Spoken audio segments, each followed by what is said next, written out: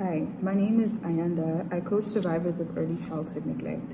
One of the things I really would love to impart to you is that your self-worth isn't dependent on how other people value you. So the people in your immediate family, in your immediate surroundings, whether you're related to them or not, the people who you are in close proximity with, when they mistreat you, mishandle you, don't know or understand your value, treat you unkindly, please never, ever, ever, ever make that a reflection of who you are, of your inherent value. Do try your best not to measure your self-worth and your identity according to how people mistreat you. I was going to say treat you, but how they mistreat you or mishandle you. Oftentimes, not just oftentimes, our self-concept, our self-worth, our identity is intrinsically linked to how we see other people responding or reacting to us, especially when we're young. The way that other people treat us kind of solidifies who we think we are. And so when we have repeating experiences that give us this sense of feeling unworthy, feeling dismissed, feeling insignificant, or as though, we don't matter to the people that we love the most, the people that we want to be attached to the most, that we care about and seek security and safety and connection from, when those people don't receive us lovingly, we can begin to believe about ourselves that we don't matter, that we're insignificant. And so I don't know how many experiences have told you that you're unworthy, but please know, one, that you matter, that the people who are around you, they didn't create you. They're not the ones that gave you life. God did.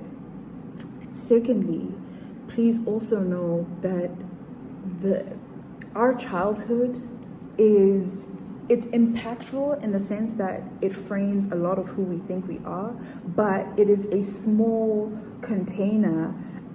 It is a small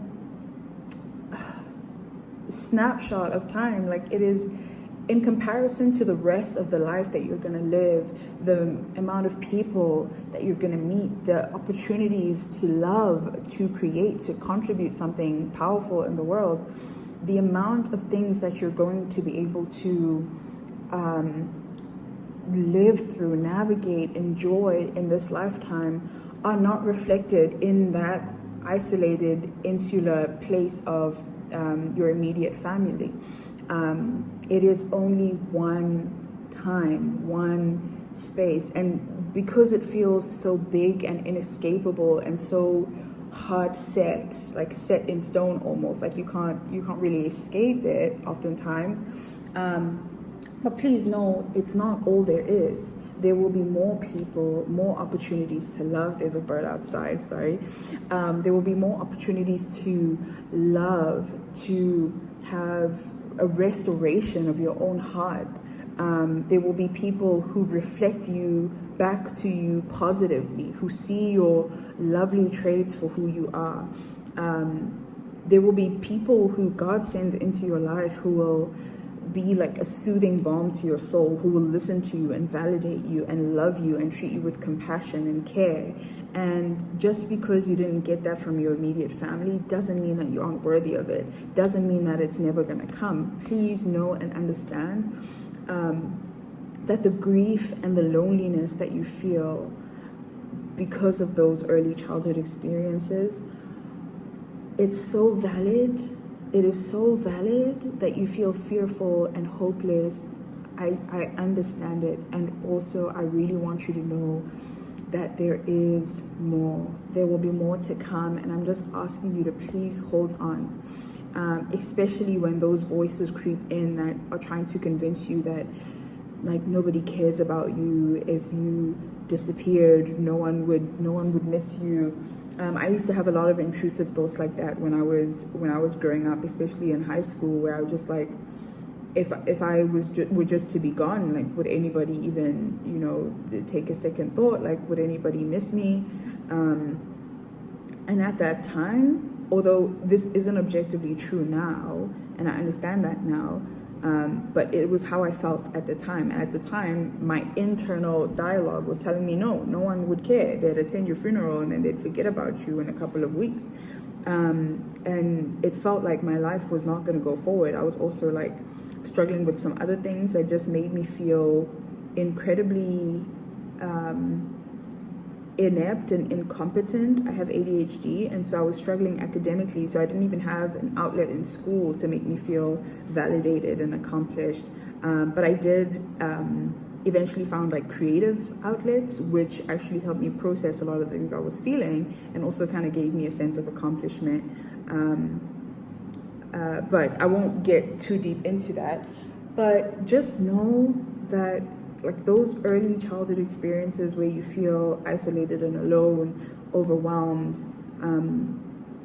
unsupported, whatever the feelings are, they are a small snapshot in time, and there will be more. And if you are an adult survivor of early neglect and you just still struggle with the feelings, you're out of the situation that caused the trauma, the grief, the pain, but you still can't shake the feeling that you're unworthy, that you're unlovable, that somehow you carry an inherent shame about you just because you were born into a family that didn't know how to honor, treat you, love you.